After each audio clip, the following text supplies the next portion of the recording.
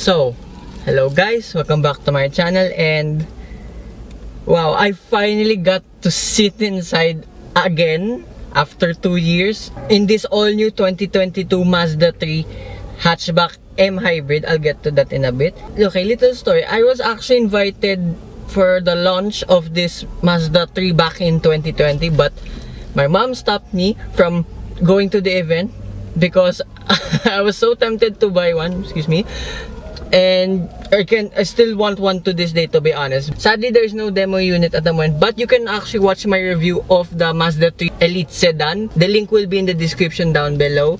I will get in the exterior in a bit, but immediately I noticed something. I actually also mentioned it in my Mazda 3 Elite Sedan review. The lack of light in the cabin. In front here, yes, it's fine because you have the sunroof anyway.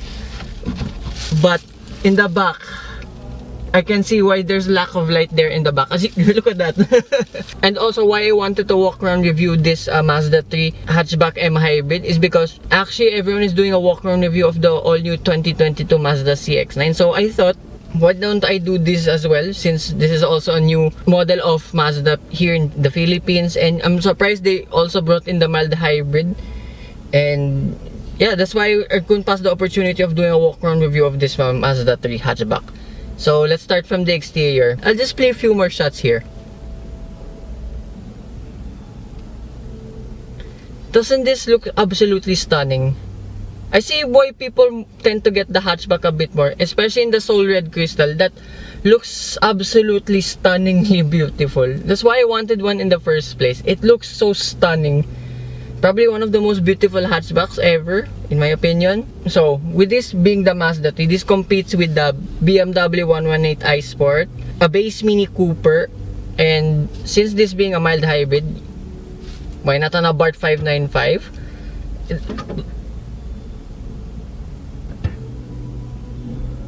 What was that? The car's alive. Must be the hybrid thing. Anyway, so the exterior, I love that rear quarter panel of this hatchback. It looks like one massive whole piece. You just want to slap it. that's how beautiful this thing. I just want to slap its rear quarter ass. It still has the beautiful and sharp design like in the sedan, the front, but the back just looks a little bit better in my opinion. And also you have camera in the side mirrors. And also these are the differences between the hatchback and the sedan. The sedan, like what I drove, the Elite, has a chrome grille, and this one has a gloss black grille.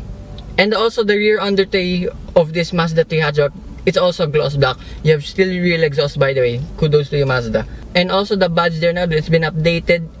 It says there SkyActiv-G like most models now. Since this being the mild hybrid, it's an E SkyActiv-G badge. I like that nice touch also, by the way. And also you have a gloss black rear spoiler. Very small but very effective. It just looks so good. This white and with the gloss black, it actually looks really good. So that's all I can say from the exterior. So let's start here where I'm sitting in the interior. So here in the door card, actually a bit similar with the Mazda 3, squidgy material here and there. Also nice integration of the chrome trim here with the Bose setup, as you can see. The only plastic here is, as usual, is here below the door card, where actually there's a big cubby space and a bottle holder on each door. Okay, that sounds solid. As you can hear, hopefully you don't get copyrighted, there's music playing in the background. That's why I did the exterior bit in the interior. And VH sounds amazing. And then continuing here, you have gloss black around your window switches. So there are a lot of buttons here on the left side. You have for your stop start function. It's called iStop for Mazdas. You have your electronic stability control button, parking center button, 360-degree camera or rear view camera, I assume. And this one I have no idea. So you can just tell me what it is in the comments. And then one blank button here. And then these are your memory seat buttons. That is it. And then you have a small storage compartment here. Also materials here in the dash. I love all the materials. Of course, it's a bit better than the Mazda 3 Elite Sedan, but therefore that was a base model. But since this being the top of the line version, quality here, fit and finish is lovely. This cabin gives a premium feeling. Even the steering wheel, it's not that shiny as I recalled in the Mazda 3 Elite Sedan. It's still hard, it's still girthy. but still nice to the touch as usual. And you still have your plastic paddle shifters here. And then here in the left side of the steering, you have your usual volume control knobs, and then for your infotainment system buttons. And then you have your cruise control settings here on the right side with one blank button, but it's still nice because it's chrome. And then here you have your analog tachometer, your engine temperature, and then for your fuel meter. And then here in the middle, it's digital now, the speedometer. Sadly, I don't have the key, but it's fine. Maybe soon. I love these materials. And then you have your infotainment screen here. I also love the design. I mean, look at that. So this has Apple CarPlay and Android Auto as usual. But then again, I don't have the key. I won't be able to demo it. And then here below, you still have physical buttons for your climate control and knobs as well.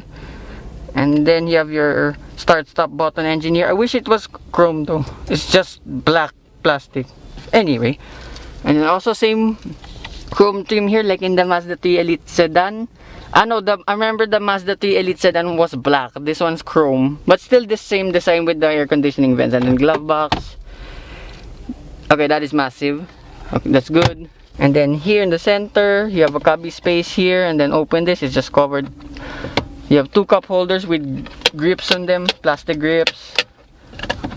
Yeah, this is all wrapped in gloss black, but as you can see, it's covered up, so it won't get scratched a lot. And here you still have your swivel here for the infotainment system, and then for your volume now.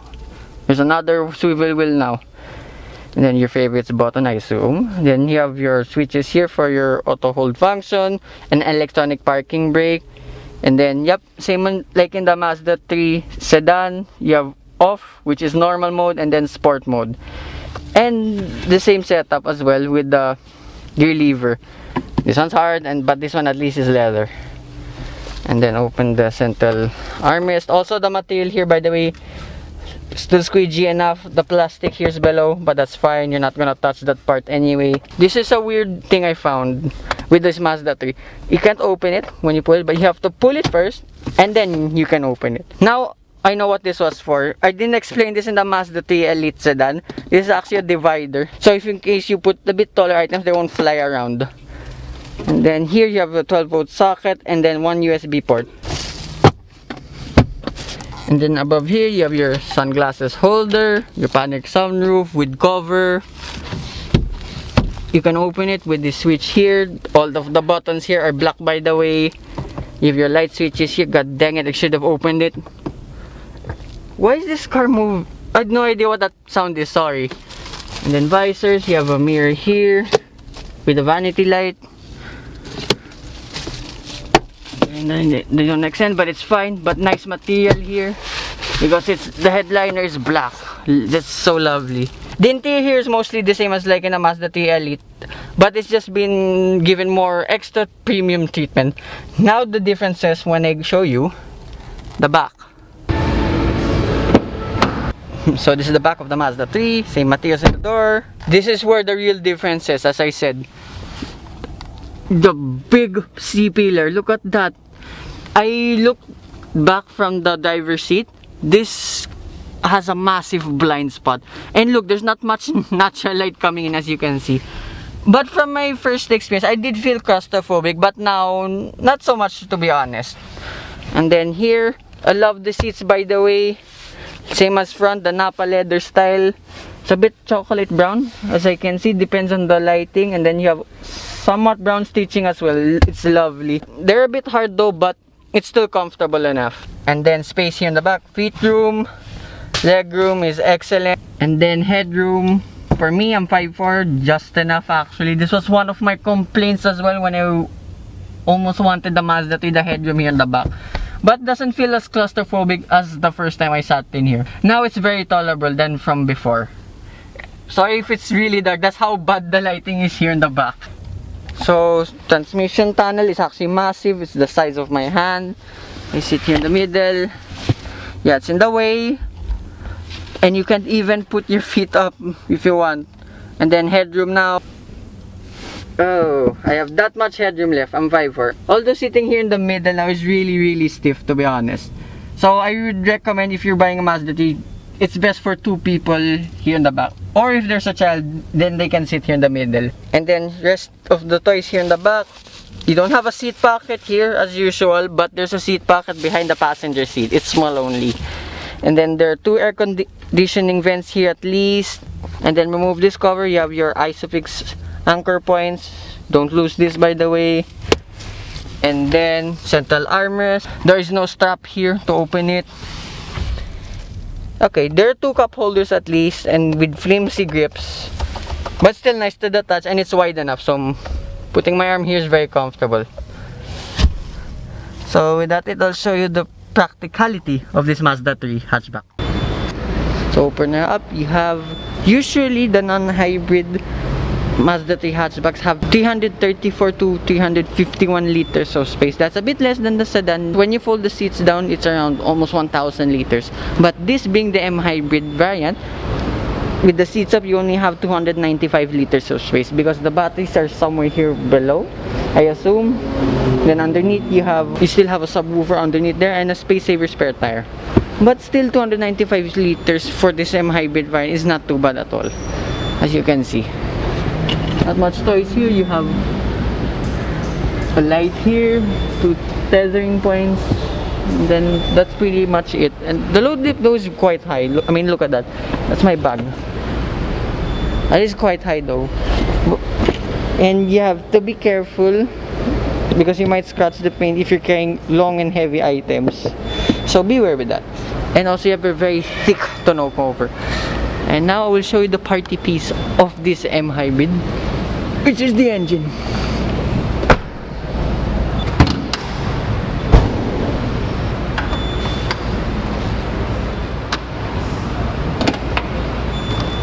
So this is the engine of the Mazda 3 hatchback M Hybrid. It's a 2-liter naturally aspirated 4-cylinder engine. Usually the non-hybrid models produce 152 horsepower and 200 Newton meters of torque.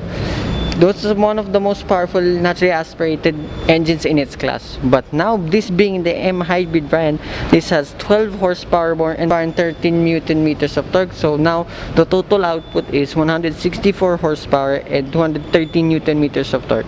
Okay, I'll be very honest. When I drove the Mazda 3 Elite Sedan, I thought that was a 2-liter motor, and that's why I muted the whole part and just put subtitles on what the engine is. So I cannot imagine on how this will perform, knowing this has way more power and way more torque. That's why I also considered the Abarth 595 because it is technically more powerful than that. And the competition that I also just mentioned, like the BMW 1 Series and the base Mini Cooper. Also, what this mild hybrid system does, besides aiding with the start-stop function, this is like similar to a Curse Formula 1, like from 2011 to 2013. It just like helps start the engine from idling from a stop and powers the electrical components like in the cabin for infotainment system and the digital display in the middle. Something similar to that. And also the other differences between the non-hybrid variant and this mild hybrid variant, the weight, there's a 20 kilogram weight difference. At least it's not too much of a weight penalty since this has way more powerful anyway. Also, this costs 1,695,000 pesos, so it's a little bit steep for what it is, but against the competition, it's one of the most affordable in its class. On the cars, I just compared it, by the way.